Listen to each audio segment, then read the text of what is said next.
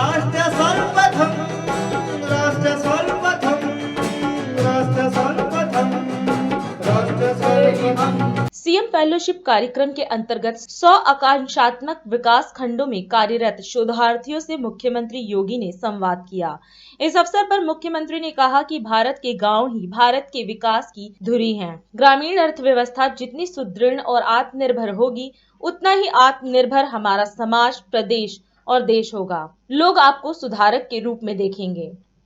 आज मुझे तीसरी बार आपसे संवाद बनाने का अवसर प्राप्त हो रहा है।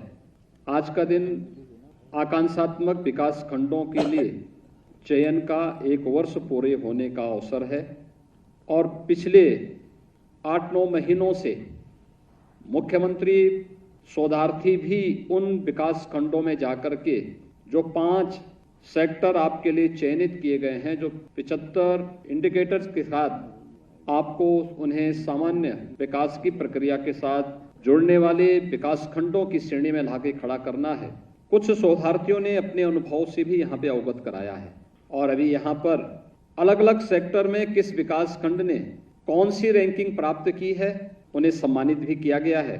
मैं सबसे पहले सम्मानित होने वाले विकास खंडों को, उनके मुख्य विकास अधिकारी, वहाँ के बीडीओ और वहाँ के शोधार्थी को हृदय से बधाई देता हूँ और यहाँ पर अपने सफलतम कहानी को भी कहने वाले उन सभी शोधार्थियों को जिन्होंने कुछ न कुछ नयापन करने का प्रयास किया है, उनके इस प्रयास की सराहना भी करता हूँ।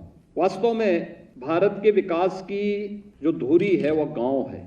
ग्रामीण अर्थव्यवस्था जितनी सुदृढ़ होगी, जितनी मजबूत होगी और जितनी आत्मनिर्भर होगी, उतना ही आत्मनिर्भरता के लक्ष्य को हमारा समाज, हमारा प्रदेश और हमारा देश प्राप्त कर पाएगा। उसी आत्मनिर्भरता को प्राप्त करने के लिए जब 2018 में आदरणीय प्रधानमंत्री जी के मार्गदर्शन में नीति आयोग ने देश के 112 विकास खंडों को जो आकांक्षात्मक थे, उन आकांक्षात्मक जनपदों को सामान्य विकास की प्रक्रिया के साथ तेजी से आगे बढ़ते हुए जनपदों के रूप में आगे बढ़ाने के एक अभियान का प्रारंभ किया था।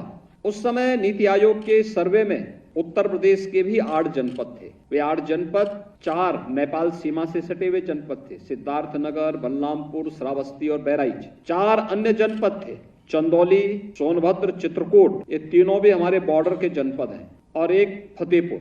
ये 8 जनपद देश के अंदर जो सबसे पिछड़े जनपद थे उनमें से थे।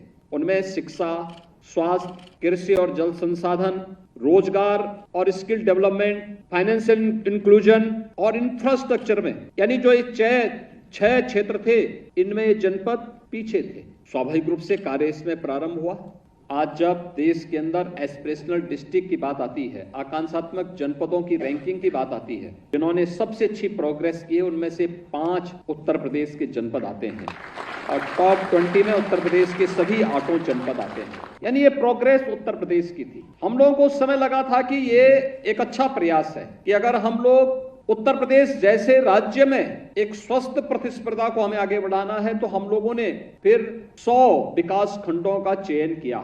इंडिकेटर वही थे, 5 क्षेत्र तय किए। नीति आयोग की टीम के साथ समन्वय बना करके इस कार्यक्रम को आगे बढ़ाया गया। आज हम आभारी हैं आदरणीय प्रधानमंत्री जी के कि उन्होंने देश के अंदर ऐसे 500 विकास खंडों को टारगेट किया है। उत्तर प्रदेश पहले से ही इसमें 100 विकास खंडों पर कार्य प्रारंभ कर चुका है। क्रिटिकल गैप योजना के अंतर्गत 5 करोड़ रुपए की व्यवस्था की गई है आकांक्षात्मक जनपदों के लिए और इसमें ओवरऑल डेल्टा रैंकिंग में विकास खंड बिशुनपुरा जनपद कुशीनगर को 2 करोड़ रुपए की प्रोत्साहन राशि उपलब्ध कराई गई है। चिकित्सा और पोषण में जिस विकास खंड ने अच्छा काम किया है वह बरेली का मझगांवा है, इन्हें 60 लाख रुपए की प्रोत्साहन राशि। कृषि एवं जल संसाधन में विकास खंड भीटी अंबेडकर नगर को 60 लाख रुपए की प्रोत्साहन राशि। वित्तीय समावेशन में और कौशल विकास में विकास खंड फतेहगंज बरेली को 60 लाख रुपए की प्रोत्साहन राशि, बलिया को 60 लाख रुपए की प्रोत्साहन राशि आज यहाँ पर उपलब्ध कराई गई है। मुझे पूरा विश्वास है कि ओवरऑल डेल्टा रैंकिंग को और बेहतर बनाने में आप सभी लोग अपने स्तर पर प्रयास करेंगे और जो मैंने आपको बताया, निरंतर अपने स्तर पर प्रयास करना है। मुझे पूरा विश्वास है कि आपके सबके प्रयास से हम लोग जो विभाग 14 विभागों ने इस पे कार्य प्रारंभ किया है, हम सब लोग मिलकर के उत्तर प्रदेश के अगर इन 100 विकास खंडों को जो अब तक आकांक्षात्मक थे, विभिन्न क्षेत्रों में पीछे थे, उन सभी को अगर हम लोग सामान्य विकास खंडों की श्रेणी में ला करके स्टेट एवरेज से अच्छे प्रदर्शन की श्रेणी में ला के खड़ा कर देते हैं तो उत्तर प्रदेश की न केवल विकास की दर में बढ़ोतरी होगी बल्कि आदरणीय प्रधानमंत्री जी की मंशा के अनुरूप हम आत्मनिर्भर भारत की परिकल्पना को साकार करने में अपने स्तर पर योगदान दे पाएंगे। आपके इस पूरे प्रयास के लिए एक बार फिर से हृदय से धन्यवाद करते हुए अपनी शुभकामनाएं देता हूं। राष्ट्र